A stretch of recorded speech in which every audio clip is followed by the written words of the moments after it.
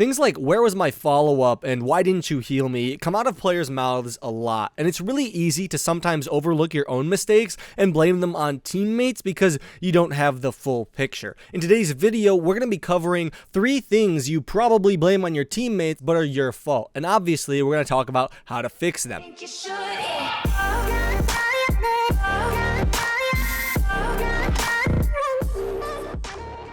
The first thing you probably blame on your teammates is not following up on a really good ultimate. You know, that 6-man Graviton Surge or Earth Shatter or just a really good zoning ultimate from Hanzo or something. Honestly, it feels like sometimes your teams never capitalize on things you do. And it's really easy to just say, where's my follow-up? What were you guys doing? Blah, blah, blah, blah, blah. And then just move on and pretend like nothing happened, like you did nothing wrong. But the reality is, most of the time when this situation occurs, you were the one at fault. The most probable situation, the one that I find myself doing a lot and other players doing a lot when I watch Coach Hawk videos, among other things, is you used an ult when either your teammates were dead, you didn't communicate with them, or they were alive but they were not in the proper position to capitalize on it. Quite often, the second 2 problems, the being dead or the not being in position problems, can be solved by fixing the first problem, which is communicating. If you communicate to your team that you have a big grab that can wipe the whole enemy team,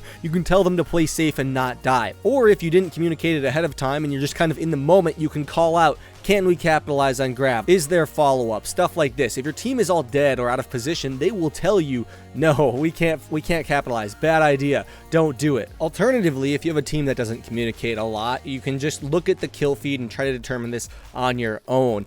Just pay more attention to the kill feed. Honestly, that will help you a lot. I noticed that when I started paying attention to the kill feed, I stopped wasting ultimates a lot more. Like, seriously, ultimates I know I would have wasted. I sit back, I hit tab, and I look at how many teammates are alive. I realize the fight is lost. You know, comparing teammates that are alive to enemy team alive can really help you determine if an ultimate is worth using, and you save time by knowing when people die by looking at the feed over hitting tab. But hitting tab isn't a bad idea either.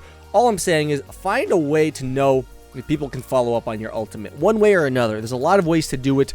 Find a way, make sure you know, and don't throw it out. Catching 3 people in a Graviton that you can follow up on with your team is far better than catching all 6 people on the enemy team when you're the only one around. You're not going to be able to kill all 6 by yourself. They'll murder you. So, and this goes with every ultimate, by the way. A 6-man Earth Shatter is useless if your team is entirely dead and you won't be able to kill the whole enemy team in time. You get what I'm saying here. Let's move on to the next tip. Genji mains, I'm talking to you. It's the I need healing excuse, or I died because I didn't get healing. We're actually going to talk about how this applies to everyone, not just Genji mains, but you know, you guys are at fault the most. The first question you should be asking when you don't think you're getting enough healing is, which healers are we running? If you're running Zenyatta Lucio or a solo healer, chances are you might not actually be getting healing, and that's the problem you need to fix. Zenyatta Lucio is a very low healing support group, and they're going to be more DPS, they're going to be more disruptive than having an Ana or a Mercy as one of them. So if you are running that combination, maybe suggest your team to switch one of them. The next possible problem is that you're running an Ana, which is a great healer,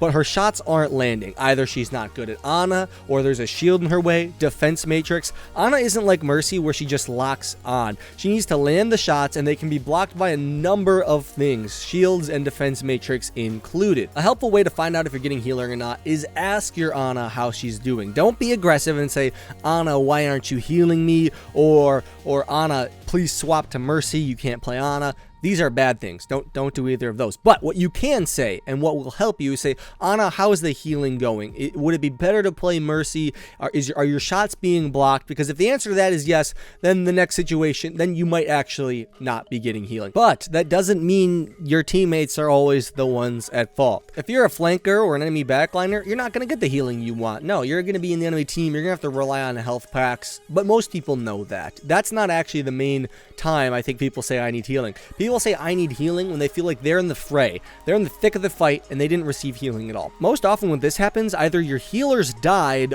or they were in the process of dying mid-fight. Like they're being chased by a Winston, and for some reason that makes Mercy players and a lot of healers just panic, and they stop healing entirely just to try to escape, even though, you know, healing doesn't slow you down at all. This could mean one of two things. The enemy team is diving your healers very well, in which case you need to protect them, that way you get the heals you want, or your healers have bad positioning, in which case there's not too much you can do other than try to protect them still and suggest better positioning. But I recommend trying to figure it out, because that one isn't necessarily your fault, but it's not something you can't solve either. Protecting them can help even when they're out of position. Up next, we have the standard "where is my team" announcement. Like, I was here killing everybody. Where was everybody else? Let's stop and think about this for a second. If you're saying "where is your team," that means your team is likely somewhere else grouped up without you, or regardless, they're just not where you are, which doesn't make them out of position, it makes you out of position. You're the lone one out here, the lone wolf per se. If you ever find yourself saying "where is my team," you probably messed up for a few different reasons. One, either you weren't watching the kill cam like we talked about in the first tip. Watching the kill cam, knowing when your teammates are dying, is an easy way to tell if you should be fighting. If two of your teammates die and you haven't returned any deaths or kills towards the other team yet, it's a good idea to start backing up, playing a little bit more safely, and you know, evaluating if the fight is actually worth fighting. Hint, hint, most of the time, if two of your teammates die right at the beginning, it's not a fight worth fighting. Even one death on your team and you should start playing a little bit safer, because you don't know how much damage your team has done to the enemy team. So you start playing safer, you start evaluating enemy HP levels, what abilities are on cooldown and whatnot, and that's when you decide to keep fighting or backing up. And one more thing regarding this, if your team decides to back out, even if it's the wrong decision, you gotta back out. Staying in the fight's not going to help. Even if the right decision is to stay and fight and the rest of your team is getting the hell out of Dodge, you need to get the hell out of Dodge too. You staying around becomes the wrong decision because your team is somewhere else. That's basically you trickling in, essentially, just by staying in the fight. So know when your team is backing out, communicate that, and argue it after the fact. Don't say, "No, I'm staying in, no stay in, no stay," like, argue it after the fact. Maybe talk about how you should have stayed in, or call out before your team decides to back out. "Hey, fight this, we can win." Those are some solutions you have to this "where was my team" problem. I feel like now is a good time to also mention that these aren't always going to be your fault. There are times when your team just doesn't follow up right, or they suck, and you know, that's easy to understand. But I'm just gonna go ahead and say most of the time it's not your team's fault. If you find yourself saying these things a lot, chances are you're the one doing things wrong, not them. So just keep that in mind. If you guys enjoyed, be sure to leave a like and follow me on Twitter, especially if you're looking forward to Destiny 2, because I'm gonna be doing some Destiny 2 coverage live the day this goes live, when the beta comes out on PS4. So follow me on Twitter and follow me on Twitch. Links will be down below if you want to stay updated on that and see that live. Anyway, I'll see you guys all later. Have a good one. Lone Hawk out.